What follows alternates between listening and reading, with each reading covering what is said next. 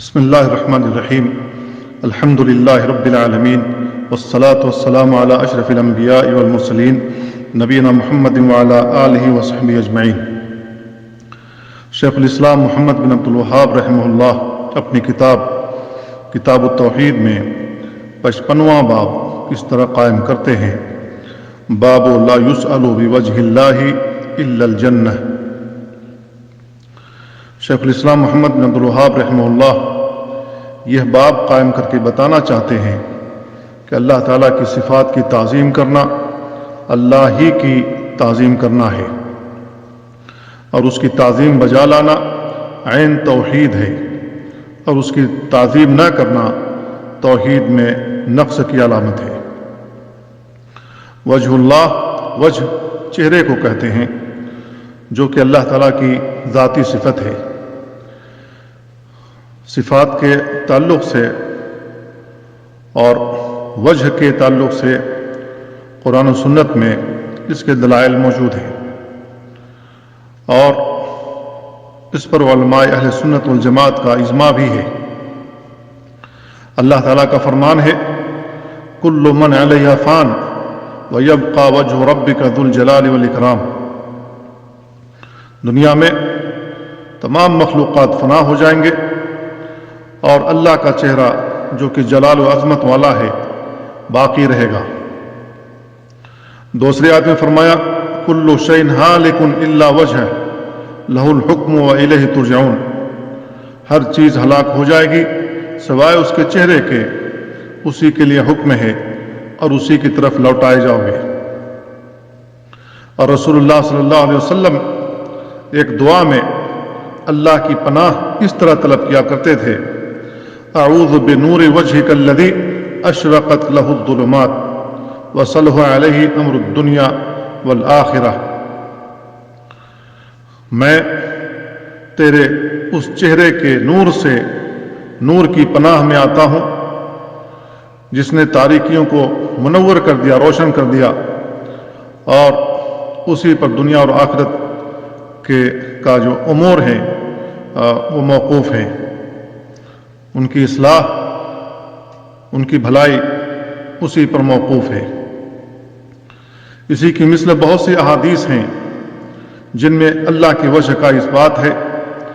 ان احادیث کو امام ابن خزیمہ نے اپنی کتاب التوحید میں، اور امام ابو بکر محمد الآجری نے اپنی کتاب الشریعہ میں، اور امام ابن ابی عاصم نے اپنی کتاب السنہ میں، اور امام ابن تیمیہ نے بیان و تلبیس الجہمیہ میں، اور ان کے علاوہ دیگر ائمہ کرام نے بھی دلائل کی روشنی میں اس کا اثبات کیا ہے۔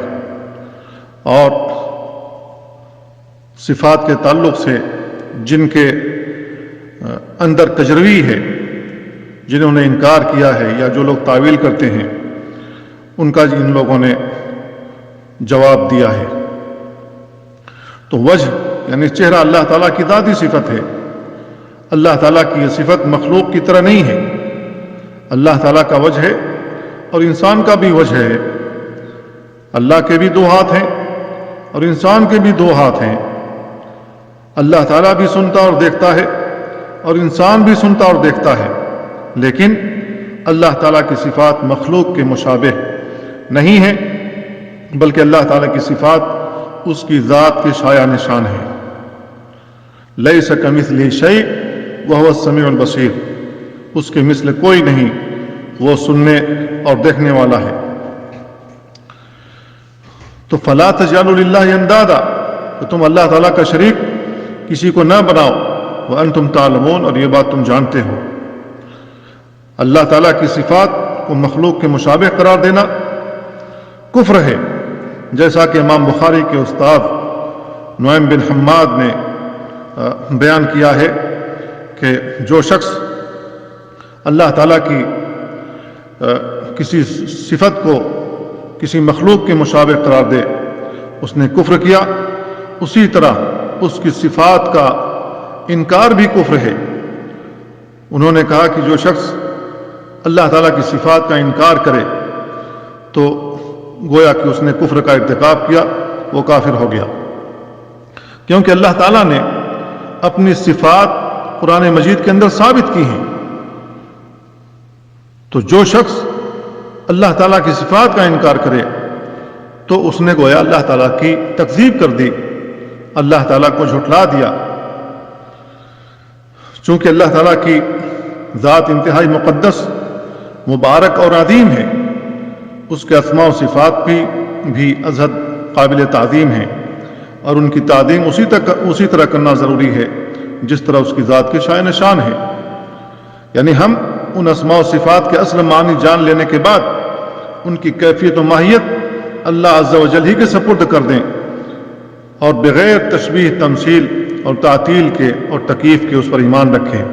اور اس کی عظمت کا تقاضا یہ بھی ہے کہ اس کے اسماء و صفات، اس کی ذات اور اس کے مبارک چہرے کا واسطہ دے کر اس سے جنت جیسی عظیم نعمت ہی کا سوال کریں اور مانگیں، اور دنیا کی کوئی بھی حقیر چیز اس کے چہرے کا واسطہ دے کر نہ مانگیں. گویا اس باب میں اللہ تعالیٰ کے اسماء و صفات کی تعظیم کرنے کی طرف توجہ دلائی گئی ہے. شیخ الاسلام محمد بن عبد الوہاب رحمہ اللہ نے باب قائم کرنے کے بعد جابر رضی اللہ تعالیٰ عنہ سے مروی یہ روایت ذکر کی ہے کہ رسول اللہ صلی اللہ علیہ وسلم نے ارشاد فرمایا: لا يسأل بوجه اللہ الا الجنہ. سنن ابو داؤد کی روایت ہے کہ اللہ کے چہرے کا واسطہ دے کر جنت کے سوا کچھ نہ مانگا جائے. یہ روایت اگرچہ سندن ضعیف ہے، لیکن اس کا اللہ تعالیٰ کے چہرے کا اس بات، اللہ تعالیٰ کی اس صفت کا اس بات دوسری بہت سی صحیح احادیث سے ثابت ہے. لہذا اس روایت کے اندر جو لفظ وجہ اللہ تعالیٰ کا استعمال کیا گیا ہے اس کا ثبوت دوسری احادیث میں موجود ہے. لہذا یہ درست ہے اور قابل اعتبار ہے. تو اس حدیث میں رسول اللہ صلی اللہ علیہ وسلم نے اللہ تعالیٰ کا چہرہ ثابت کیا ہے جو کہ بہت ہی عظمت والا اور جاہ و جلال والا ہے.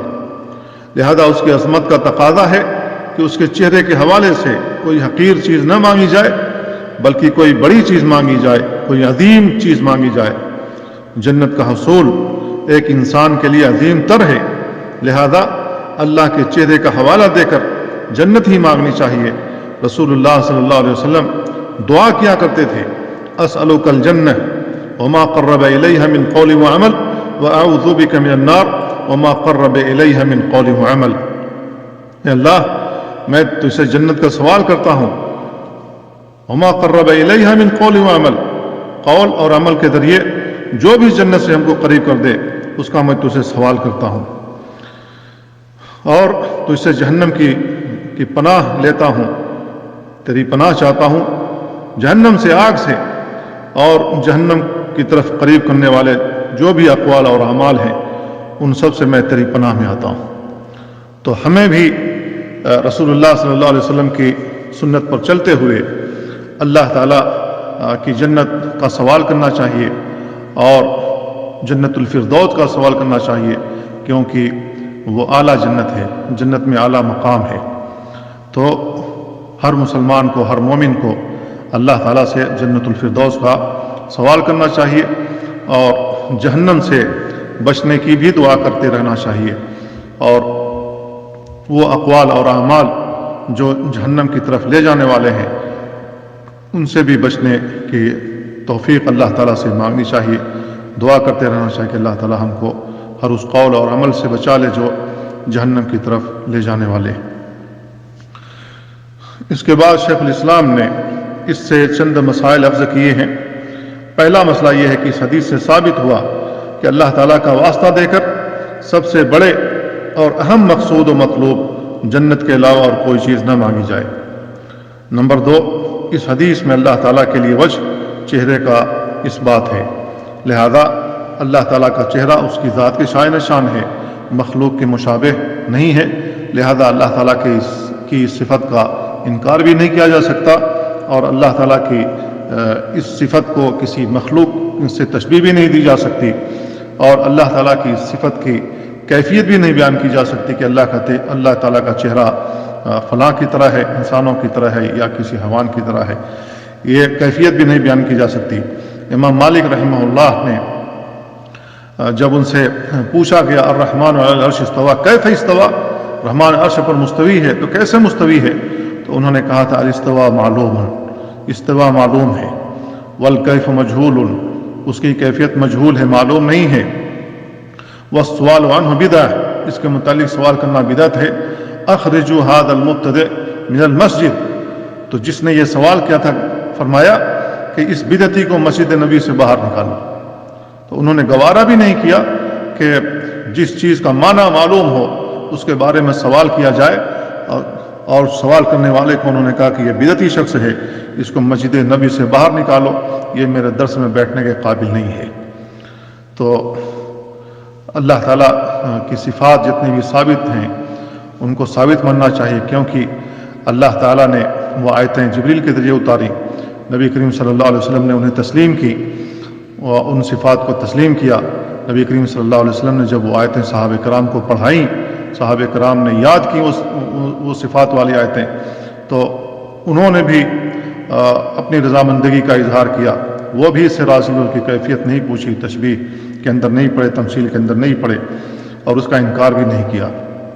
جب صحابہ نے تابعین کو وہ آیتیں پڑھ کر کے سنائیں تو تابعین نے بھی اس کو قبول ہی کیا، اس کا انکار نہیں کیا۔ لہذا اس پر ہمیں غور کرنا چاہیے اور انکار سے بچنا چاہیے، اسی طریقے سے تشبیہ سے بھی بچنا چاہیے اور تکییف سے بھی بچنا چاہیے۔ اللہ تعالی ہمیں ان باتوں کو سمجھنے اور ان پر عمل کرنے کی توفیق عطا فرمائے۔ وصلی اللہ وسلم علی نبینا محمد وعلی آلہ وصحبہ اجمعین۔